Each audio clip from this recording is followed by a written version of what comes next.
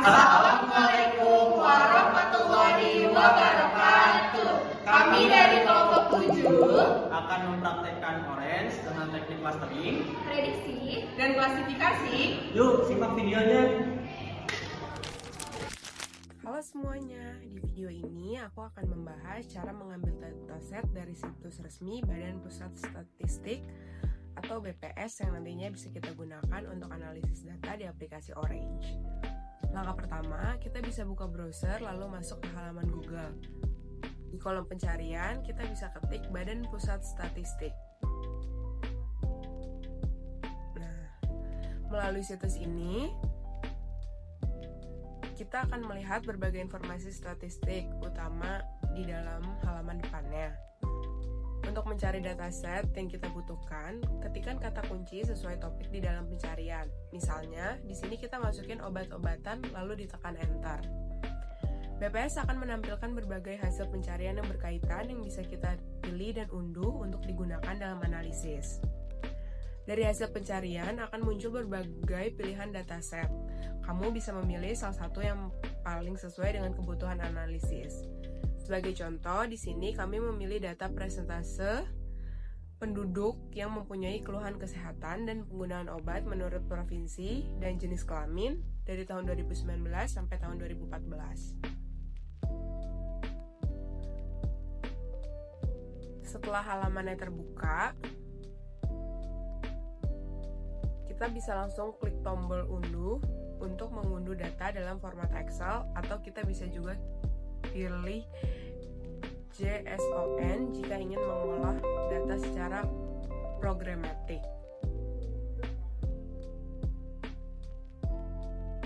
Kita bisa tunggu terlebih dahulu sampai datanya terunduh. Setelah datanya terunduh, kita bisa langsung gunakan ke dalam aplikasi Orange. Itulah cara mudah untuk mencari dan mengunduh data dari BPS. Setelah data berhasil disimpan, kami bisa lanjut mengimpor dan mengaplikasikannya di aplikasi Orange sesuai kebutuhan analisismu. Oke, Assalamualaikum warahmatullahi wabarakatuh. Saya Ilham Nanda Pradana. Hari ini saya akan menampilkan teknik klasifikasi dalam aplikasi Orange Data Mining. Disediakan tampilan awal seperti ini. Di sini, karena kita ingin membuat atau melatih data baru, maka kita klik New. Di sebelah kiri tampilkan beberapa widget, data, transform, visualize, dan lainnya. Kita pertama memilih widget file. Cara memilih datanya, kita klik 2 kali, pilih data yang akan kita pakaikan teknik klasifikasi. Di sini ada tampilan info 39 instance, 5 fitur dalam dataset ini, dan 8,2% using value. Setelah semua target variabel adalah 1 meta. Nama akan saya ganti nama dulu. Ini juga kalian bisa menghapus file ini dengan cara klik kanan dan ada pilihan ini. Ini kita pakai, jadi tidak bisa dihapus. Teman-teman dengan data tabel gunanya untuk melihat data yang sudah saya buka tadi. Dan tampilannya kira-kira seperti ini. Lihat ya. Di sebelah kiri sini ketersediaan fasilitas adalah seluruh target, dan provinsi adalah bagian meta tadi. Di sini ditampilkan ada datanya, dan ditampilkan di sini ada 10,3% di sini dapat value. Saya kurang tahu kenapa ini bisa pertama seperti ini. Pasti akan kita cek dulu di sini datanya ini pada bagian mana ini. Ini datanya satu, ini, dan masih saya ingin melihatnya secara sekaligus. Kita klik bagian ini untuk mengurutkan bagian kolom, salah satu kolom. Klik, nah ini akan mengurutkan dari data yang kecil ke besar, klik 2 kali. Nah, ini akan ketahuan mana data yang hilang. beberapa lebih sampai ini. Oke,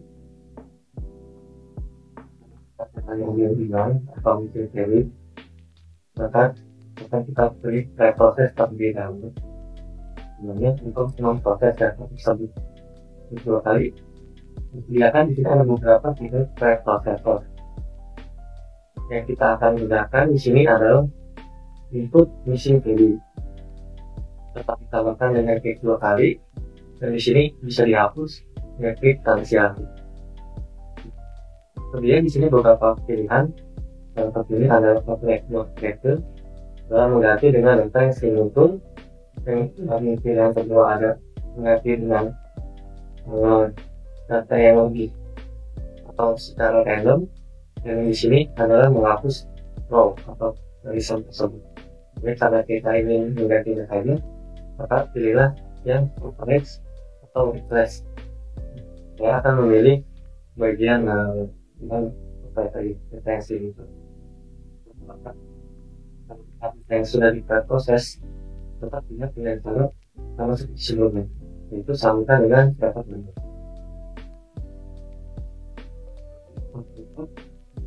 Maka data yang sudah diproses tadi atau tanda ini data sudah hilang. Ini sudah tidak ada data. Kita kembalikan dengan tabel sebelumnya. Ya, terlebih dahulu.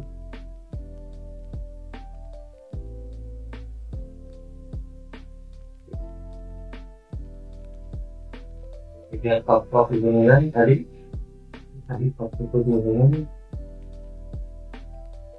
sudah diganti pada bagian rumah sakit besar ini. Tambahkan dengan data yang sering muncul. Begitu juga yang lainnya.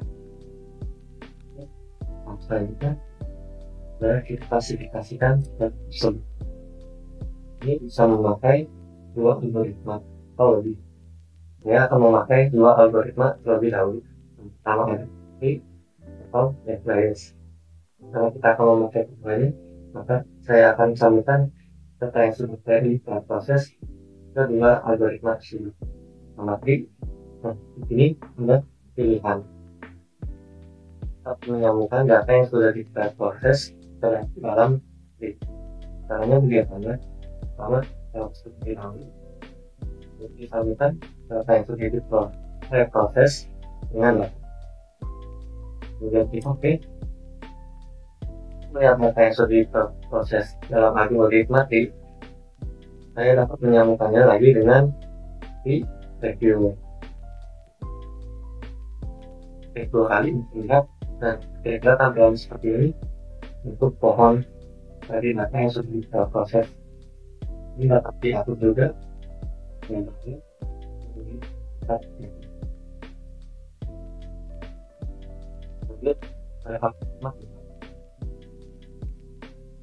Lalu ada netbias, tampilan sama seperti ini. Tambahkan aja dan proses. Kemudian dapat disambungkan langsung dengan prediksi datanya dan juga transfer. Prediksi terlebih dahulu. Tampilkan di sini kosong dan tambahkan netbias hanya memberikan cara melatihnya saja, tidak diberikan datanya mana yang harus dilatih. Maka hal yang perlu dilakukan adalah sambung data yang sudah dilatih tadi atau diproses tadi ke prediksi. Akan muncul seperti ini yang sudah dilatih dan mengukur tingkat error atau pelaku datanya.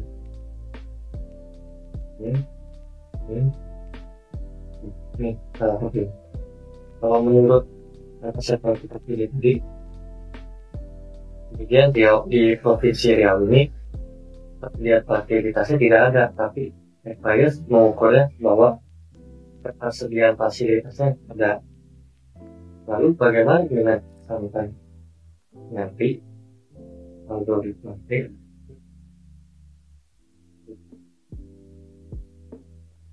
dibilang di Riau tidak ada ketersediaan fasilitas, sedangkan netbias ada dengan tingkat saturasi yang berbeda atau tingkat error yang berbeda.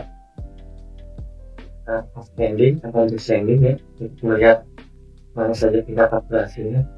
Seperti ini.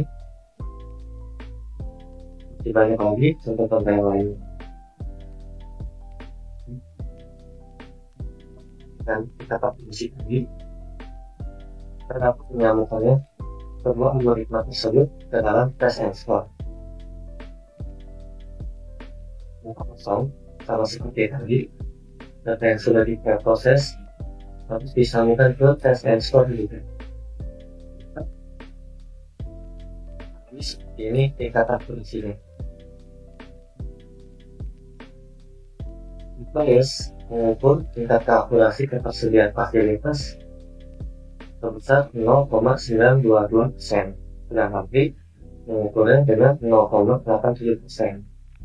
Ini bisa dipilih dengan cara beberapa di sini. Vector validation yang juga mempengaruhi tingkat akurasi ini, dan juga beberapa test trend di sini. Ini lagi akurasi ini malah ini 1,000 seperti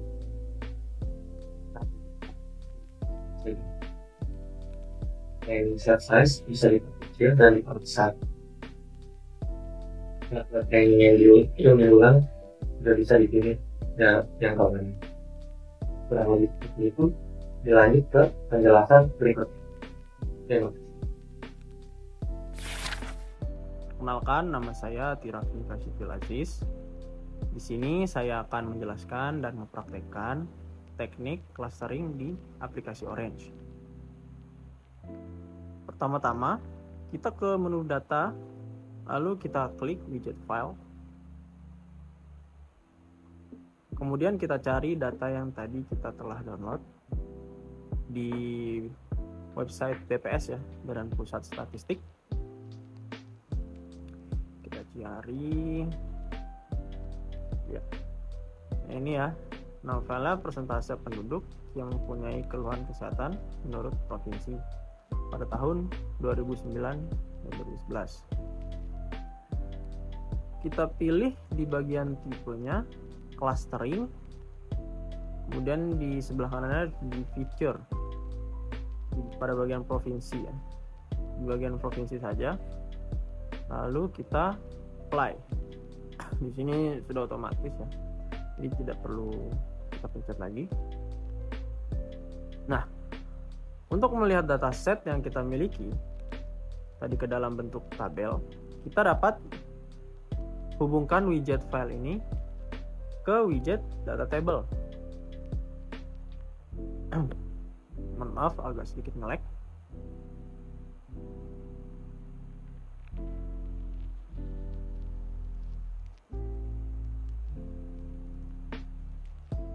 Kita klik data table. Nah, nanti akan muncul seperti ini tampilannya. Di bagian info, kita memiliki 34 instan data no missing value. Artinya tidak ada kehilangan data, saya tidak miss. Dan di bagian bawahnya ada 4 feature atau 4 kolom ya. Ini kan ada kolom 2009, 2010, 2011 dan provinsi. Selanjutnya kita masuk pada tahap permodelan, yaitu menggunakan algoritma K-means. Hubungkan widget ke file, lalu klik widget K-means yang untuk melakukan perintah.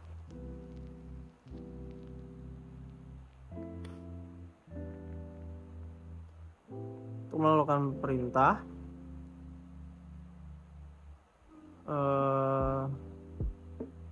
kita diharuskan untuk menentukan banyaknya cluster yang ingin dibuat di dataset yang kita miliki. Kita pilih fixnya 3 aja. Lalu kan kalau di from itu untuk menunjukkan data silhouette-nya. Misalkan 2 to ke 8. Nah, nanti akan kita lihat data silhouette-nya seperti ini. Tapi kita pilih fix saja.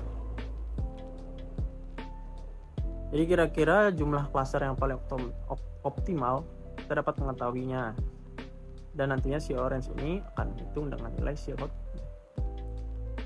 Kemudian kita akan melihat visualisasi dari hasil clustering yang kita buat, itu dengan cara menghubungkan widget K-means ke widget scatter plot.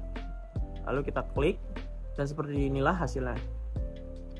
Nah, di sebelah kiri ini ada beberapa menu yang bisa kita gunakan untuk menentukan output seperti apa yang kita inginkan. Di sini di bagian XXX kita pilih cluster saja. Kenapa pilih cluster? Karena saya ingin menampilkan di garis X-nya itu adalah data clusternya. Kemudian di garis Y-nya saya ingin menampilkan provinsi. Jadi kita pilih menu provinsi. Seperti itu. Nah, seperti inilah ya. Di Sumatera Utara ada C2, Sumatera Selatannya C2 juga, Sumatera Barat C1, Sulawesi Utara C2 ya.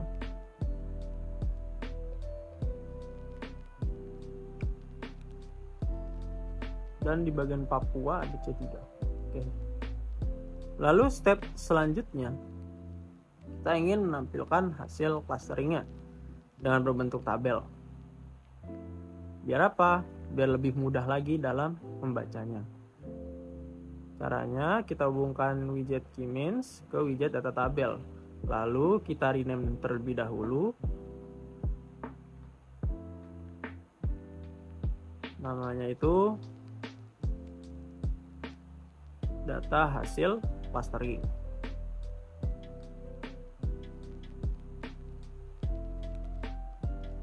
Sip. Lalu kita klik saja. Nah, kita bisa lihat ya. Bisa kita lihat, kita dapat mengetahui data terendah dan tertingginya. Di bagian cluster C3-nya di Papua, dengan bagian silhouette seperti ini. Kita dapat mengetahui nilai terendahnya siapa di Papua ya. Dengan nilai pada tahun 2009 72,25, 2010 65,95. Seperti itu. Oke. Selanjutnya tinggal kita save data saja. Save. Oke. Baiklah, sekian dari saya. Sebelum kita bisa melatih model, kita harus masukkan dataset latih terlebih dahulu. Caranya kita tambahkan which file ke kanvas, lalu di sini saya rename file menjadi prediksi latih. Setelah di rename, teman-teman bisa klik 2 kali pada which tersebut. Di sini akan tersedia jendela file ekspor seperti ini. Kita cari dan pilih file dataset latih kita. Misalnya saya pilih file dengan nama data bayi lahir normal latih yang akan digunakan sebagai data untuk membangun model. Lalu dataset latih kita sambungkan ke which data table. Nah, data tabelnya bisa dibuka kembali teman-teman. Sudah ada atau belum? Lalu setelah dicek kembali data tabelnya, disambungkan lagi ke which preprocess. Ini penting ya teman-teman untuk membersihkan dan menyiapkan data sebelum masuk ke model. Dari preprocess kita cabangkan ke beberapa jalur teman-teman. Yang pertama itu pasti data table teman-teman.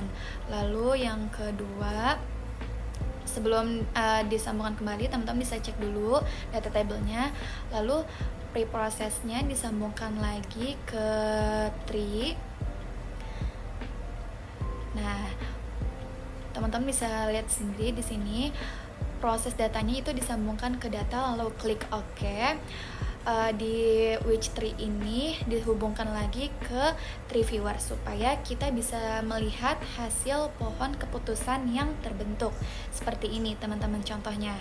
Nah teman-teman bisa nih sambil di zoom untuk memperbesar data pohonnya.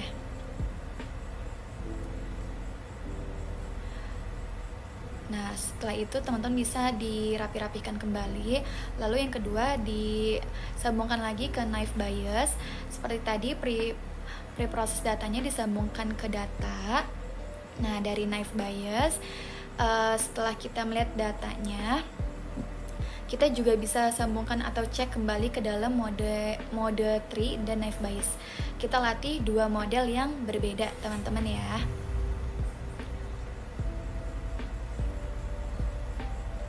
Nah dari proses disambungkan kembali ke prediction. Nah teman-teman di sini bisa lihat di sini ada data yang tidak normal dan normalnya. Nah setelah itu lalu which tree-nya disambungkan lagi ke prediction. Nah teman-teman di sini bisa lihat kembali data-data tersebut.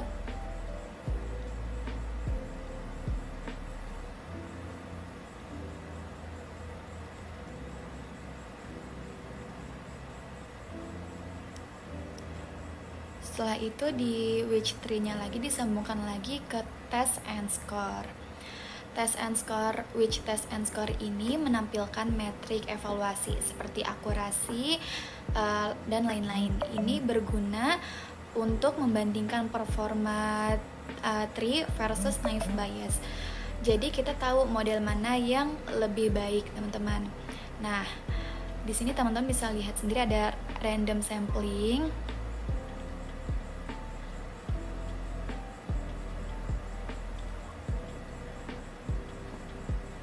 Lalu training setnya juga bisa diubah sesuai dengan data yang tersedia ya teman-teman. Nah kalau training setnya diubah menjadi 50% atau bisa juga ke 66%. Terus klik test and train datanya, lalu digeser. Nah teman-teman bisa cek sendiri. Lalu klik random samplingnya.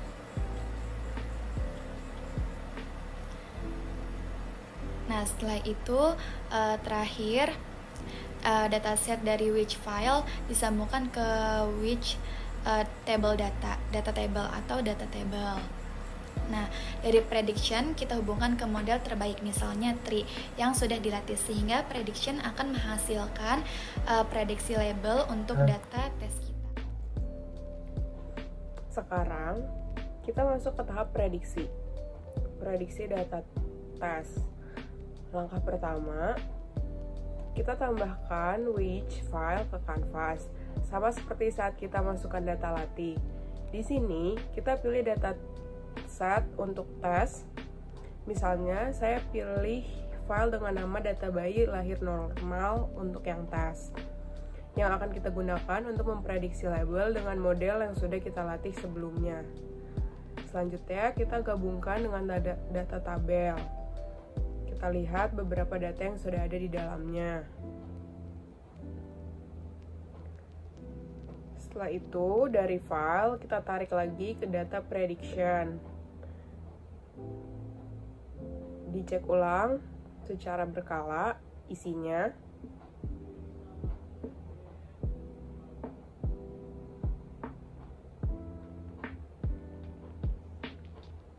Kalau datanya sudah sesuai, berarti sudah betul. Sekian video yang telah kami sampaikan. Jika ada yang tidak mengerti, silakan tinggalkan komen di bawah ya.